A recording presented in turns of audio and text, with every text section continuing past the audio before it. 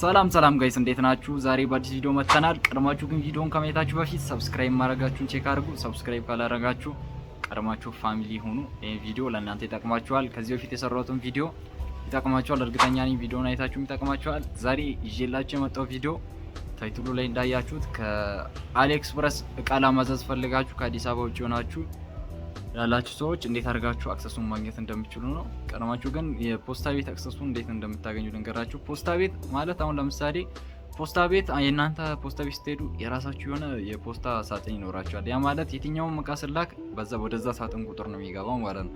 ከአሊኤክስፕረስ ስታዙ ግን አብዛኛውን ጊዜ ስልክ ቁጥራችሁን ወይ ስማችሁን ካስገባችሁ ወደ ፖስታ ሳጥን ሳይሆን የሚመጣላችሁ ቀጥታ ወደ ከተማው ፖስታ ቤት ያልፋል፣ ግን ወደ ፖስታ ሳጥኑ አይገባም።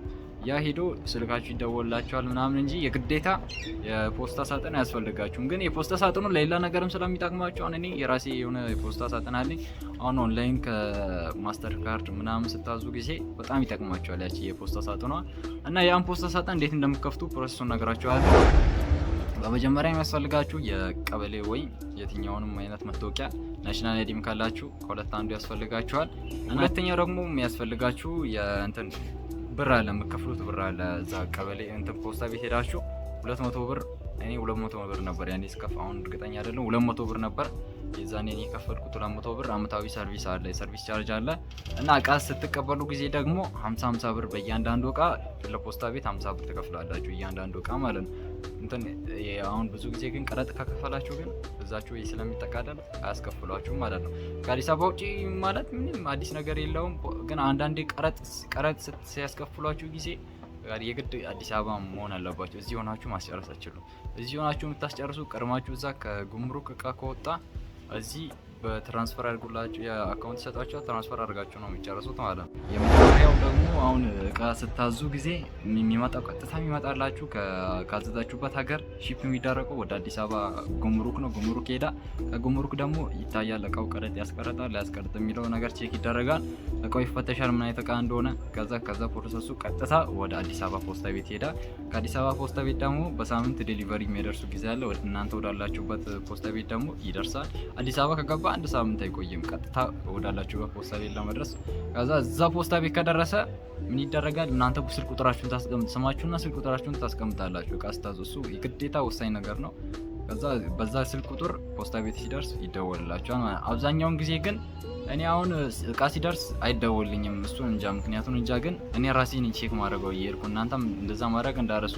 እቃ ደርሶ ላይደወልላችሁ ይችላል፣ ግን እናንተ ሄዳችሁ እቃችሁ እንደደረሰላችሁ ቼክ አድርጋችሁ መቀበል ትችላላችሁ። ፖስታ ቤት ደግሞ ሌላኛው በጣም ብዙ ጥቅሞች አሉት። እቃ አሁን እናንተ ከአንድ ቦታ ወደ አንድ ቦታ ለመላክ አሁን በኪሎግራም አለ ክፍያ፣ በኪሎግራም እያስመዘኑ ለሌላ ነገር የሚጠቅማቸዋል። ፖስታ ሳጥኑን ከፍቱ ይጠቅማቸዋል። ግን ከአሊኤክስፕረስ ግዴታ አይደለም፣ የግድ ፖስታ ሳጥን አያስፈልጋችሁም። በፖስታ ቤት አድረሱ ብቻ ስለሚመጣ ግን ሳጥኑን ክፈቱት። እኔ ብዙ ነገር ስለጠቀመኝ አሁን ለምሳሌ ዩቲዩብ ላይ የዩቲዩብ እንትኑ ኤድሰንስ ያቺ ስትመጣ በፖስታ ቤት ሳጥን ነው የግድ ምላክላችሁ፣ በአድረስ ሳይሆን በፖስታ ቤት ሳጥን ነው። እነዛ ነገሮች በጣም ያስፈልጋቸው። ማስተር ካርድም ከሌላ ቦታ አሁን እንትን ፊዚካል ማስተር ካርድ እሱን ስታዙ ጊዜ የሚመጣላችሁ በፖስታ ቤት ነው። እነዚህ ነገሮች ስለሚያስፈልጋችሁ ይህን ሳጥኑን አውጡትላችኋለሁ፣ እኔ ስለጠቀመኝ ነው። እና መጨረሻ ላይ ያለ ያልኳችሁ ቲፕ ደግሞ ከእድሜያችሁ ከ18 ዓመት በታች ያላችሁ ወይም ማስተር ካርድ የሌላችሁ ፖስታ ቤት ሳጥንም የሌላችሁ በፋሚሊ በኩል አድርጋችሁ ኦርደር ማድረግ ስላላችሁ፣ እሱ አማራጭ ከሌላችሁ ደግሞ እኔ ኦርደር አደርግላችኋለሁ። ምንም አይነት ፊ ሳልይዝባችሁ ቀጥታ አሊኤክስፕረስ ላይ ያለውን ሂሳብ እኔ ኦርደር አደርግላችኋለሁ። እዚህ ጋር ቴሌግራሜን አስቀምጥላችኋለሁ።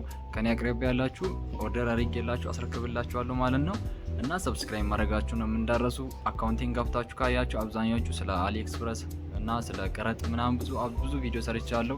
እና ኦንላይን ላይም ገንዘብ እንዴት እንደሚሰራ ስለ ኤርድሮፖች የተለያዩ ቪዲዮዎች አሉ። እነዛን ገብታችሁ እያያችሁ አካውንቴን ሰብስክራይብ እያደረጋችሁ ፋሚሊ መሆናችሁን አትርሱ። በቀጣይ በአዲስ ቪዲዮ እመለሳለሁ።